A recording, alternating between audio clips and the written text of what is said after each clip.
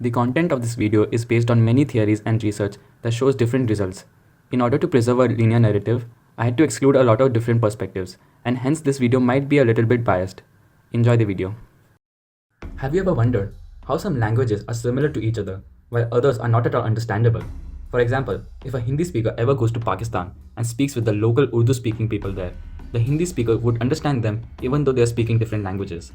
If the same person goes to Punjab and tries to converse in Punjabi with the local people there, then it might be slightly difficult to understand them because of differences in words and slight accent change.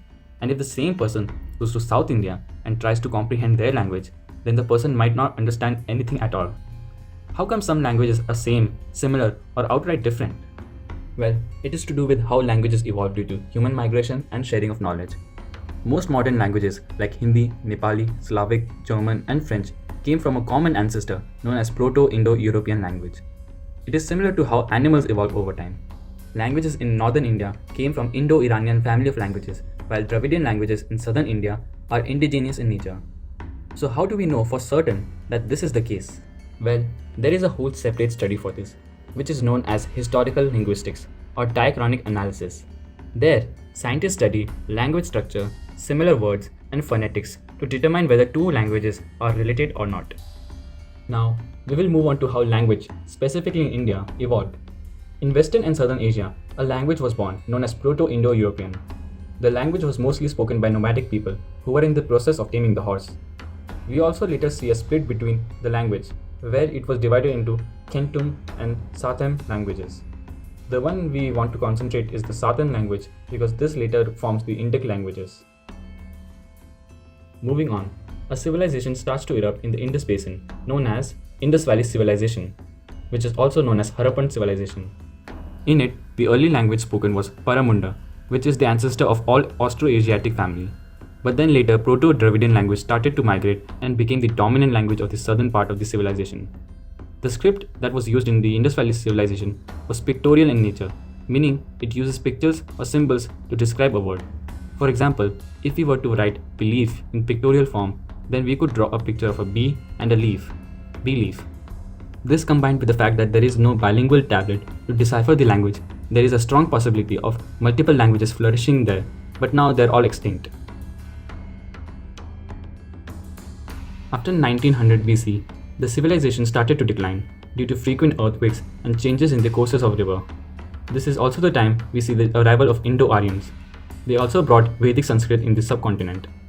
The Aryans liked the new place and decided to settle here. During this period, we see high contact between Proto-Dravidian and Vedic Sanskrit. They both co-evolved parallelly to form Dravidian and Classical Sanskrit respectively.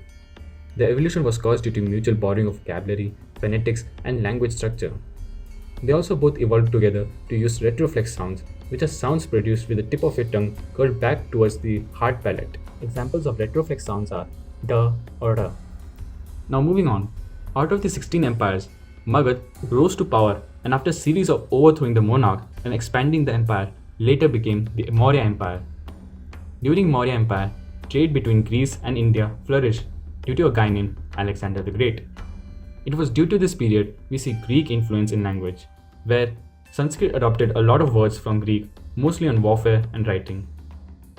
Sanskrit evolved and was considered perfectly constructed and refined. It was used by poets, authors, and high officials. This was not the case of the local people, who adopted a language known as Prakrit. It was the vernacular language used in India from 3rd century BC to 8th century CE. Ashoka used one of those Prakrit to write his edicts. There were many Prakrit, and based on the location and contact, went on to become their own separate languages.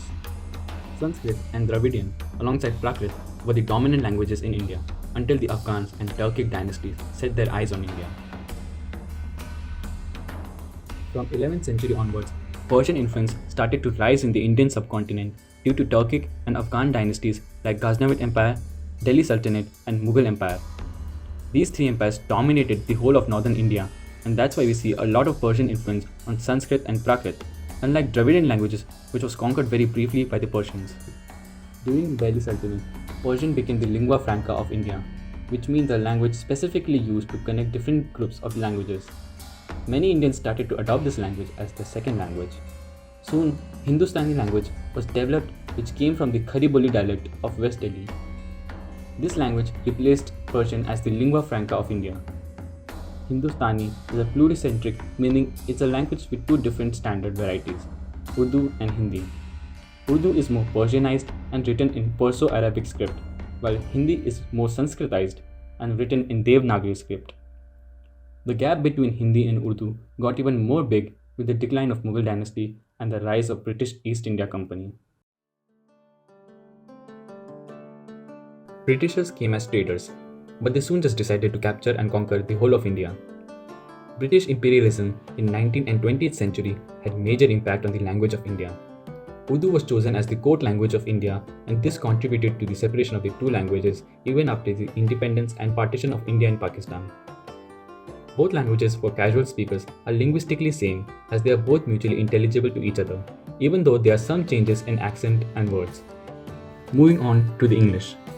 English now became the lingua franca of the country, and this resulted in a language that was a weird mix between English and Hindi called Indian English.